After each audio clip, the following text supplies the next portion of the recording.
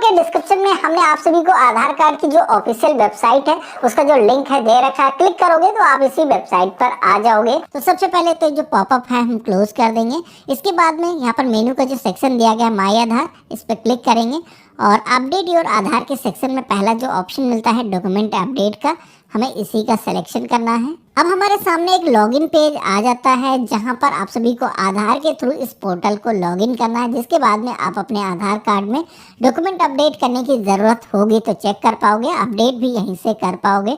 तो हम यहाँ पर अपना जो आधार नंबर है वो इंटर करेंगे और ये जो कैप्चा कोड दिखाया गया है ये जैसा है कैपिटल स्मॉल सेम वैसे ही इंटर करना है और लॉगिन विद ओटीपी की टैब पे क्लिक करना है। अब यहाँ पर हमारे मोबाइल फ़ोन पर एक ओटीपी सेंड किया गया है, वो ओटीपी हमें यहाँ पर एंटर करना है।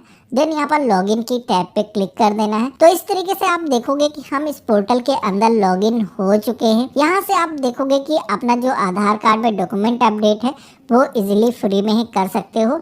यहाँ पर 14/3/2024 लास्ट डेट दिखाई गई है। बाकी यहाँ पर आप ऊपर की तरफ एक मैसेज देखोगे जहाँ पर बताया जा रहा है your Aadhaar need document update, kindly click here to upload your proof of identity और प्रूफ ऑफ एड्रेस। तो यहाँ पर अगर आपको कुछ इस तरीके का रेड कलर का मैसेज आता है जहाँ पर डॉक्यूमेंट अपडेट करने के लिए बोला गया है तो आपको भी अपने आधार कार्ड से डॉक्यूमेंट अपडेट करना होगा। अभी जो मैसेज है केवल उन्हीं लोगों को शो होता है जिनको आधार कार्ड में डॉक्यूमेंट अपडेट करने की ज़रूरत होती है। तो यहाँ पर अगर आपको ऐसा मैसेज आता है तो आपको भी डॉक्यूमेंट अपडेट करना होगा, अदरवाइज आगे आपको प्रॉब्लम आ सकती है।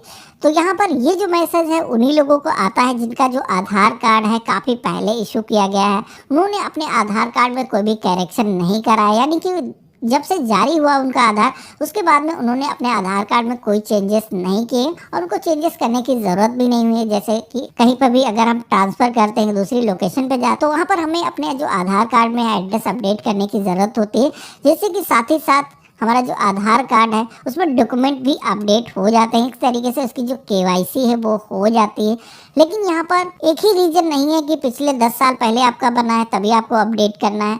अगर आपने कोई ऐसा डॉक्यूमेंट दिया है आधार कार्ड को बनाते वक्त, जैसे कि आपने हेड ऑफ फैमिली के माध्यम से बनाया, आपके पास उसमें कोई डॉक्यूमेंट नहीं थे, आपने किसी से सर्टिफिकेट अप्रूव करा करके वो डॉक्यूमेंट के तौर पर दिया हुआ है, तो वो यहाँ पर आपको डॉक्यूमेंट अपडेट करना होगा। कैसे अपडेट करना है दिखा देता हूँ। तो यहाँ पर पहला जो ऑप्शन मिलता है डॉक्यूमेंट अपडेट का, यहाँ पर आप देखोगे कि फ्री में डॉक्यूमेंट अपडेट किए जा सकते हैं। इसी ऑप्शन पे हम क्लिक करेंगे। यहाँ पर आपको ये बताया गया कि इसके जरिए आप अपने आधार कार्ड में कोई भी करेक्शन नहीं कर पाओगे। इसके जरिए केवल आपके जो डॉक्यूमेंट है वो गवर्नमेंट के पास में लेटेस्ट पहुँच जाएंगे, जिससे कि आप अपने आधार कार्ड को आगे भी यूज कर पाओगे। तो यहाँ पर हम नेक्स्ट करेंगे, प्रोसेस फ्लो दिखाया जाता है जो कि हम लाइव पूरा देखने वाले हैं। नेक्स्ट करेंगे और यहाँ पर आपके आधार कार्ड में करंट में जो भी डिटेल है वो आपको दिखाई गई। अगर आपको करेक्शन करने की जरूरत है, कोई भी यहाँ पर जो डिटेल दिखाई गई है वो आपके मुताबिक नहीं है, तो आप करेक्शन का फॉर्म भर सकते हो, जिससे कि आपके जो डॉक्यूमेंट है वो भी अपडेट करने की जरूरत नहीं होगी। डॉक्यूमेंट अपडेट करोगे उसके साथ जो डॉक्यूमेंट दोगे वो आपके आधार कार्ड से जुड़ जाएगा। तो यहाँ पर हम नीचे की तरफ आएंगे, आई वेरीफाइड दैट के ऑप्शन पे क्लिक करेंगे और यहाँ पर नेक्स्ट की टैब पे क्लिक करेंगे। तो अब आप देखोगे कि हमारे सामने डॉक्यूमेंट सिलेक्शन का जो पेज है वो आ चुका है। यहाँ पर ध्यान रखना है कि जेपीजे, पीएनजी या पीडीएफ फॉर्मेट में अपने जो डॉक्यूमेंट है आप अपलोड कर सकते हो। एक डॉक्यूमेंट का जो साइज मैक्सिमम 2 MB होना चाहिए। तो यहाँ पर अगर आप अपने मोबाइल फोन से डॉक्यूमेंट को कैप्चर करते हो जो कि काफी HD क्वालिटी में कैप्चर होते हैं, तो यहाँ पर वो जो डॉक्यूमेंट है उनको रिसाइज करने की जरूरत होगी। साथ में अगर आप कोई भी ऐसा डॉक्यूमेंट दे रहे हो जैसे कि उसमें जो डिटेल आपकी है वो दोनों साइड में है, तो यहाँ पर फ्रंट और बैक साइड दोनों ही स्कैन करके एक साथ में आपको PDF फाइल बनाने के बाद में वो फाइल यहाँ पर आपको अपलोड करना है। अब यहाँ पर आप देखोगे कि सबसे पहला ऑप्शन मिलता है प्रूफ ऑफ आइडेंटिटी का, यानी कि आपको अपने पहचान के जो डॉक्यूमेंट हैं वो यहाँ पर आपको देने की ज़रूरत होगी, जिसमें कि आप देखोगे कि कई सारे ID प्रूफ यहाँ पर दिखाए गए हैं, जैसे कि आप अपना ड्राइविंग लाइसेंस, अपना जो पासपोर्ट है, राशन कार्ड अगर आपके नाम से इशू हुआ है, इसी के साथ में ST SC OBC सर्टिफिकेट, अपना जो पैन कार्ड है वो भी आप यहाँ पर दे सकते हो। और यहाँ पर आप देखोगे कि पैन कार्ड यहाँ पर ई-पैन भी लगाया जा सकता है। तो यहाँ पर अगर आपके पास में अपना जो पैन कार्ड है वो फिजिकल नहीं है तो आप इंटरनेट के थ्रू डाउनलोड करके वो भी आप यहाँ दे सकते हो। वोटर ID कार्ड भी यहाँ पर दिया जा सकता है, ई वोटर ID कार्ड भी यहाँ पर मान्य है। तो चलिए हम इसे ही सेलेक्ट करते हैं और इसके बाद में हम ओके की टैब पे क्लिक करेंगे। ध्यान रखना है कि यहाँ पर आपके जो डॉक्यूमेंट है वो स्कैन जब कर रहा है तो क्लियर उस पर सारी डिटेल आपकी दिखनी चाहिए।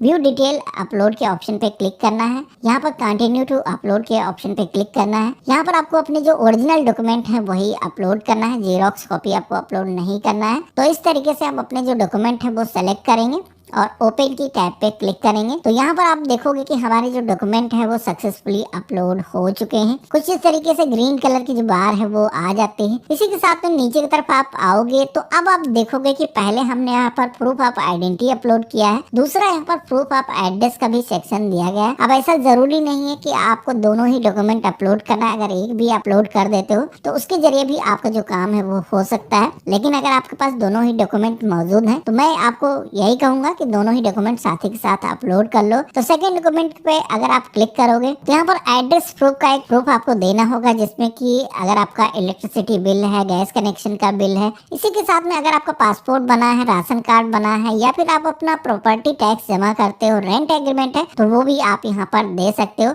वोटर आईडी कार्ड मेरे पास मौजूद है और यहाँ पर हम ये देना चाहते हैं।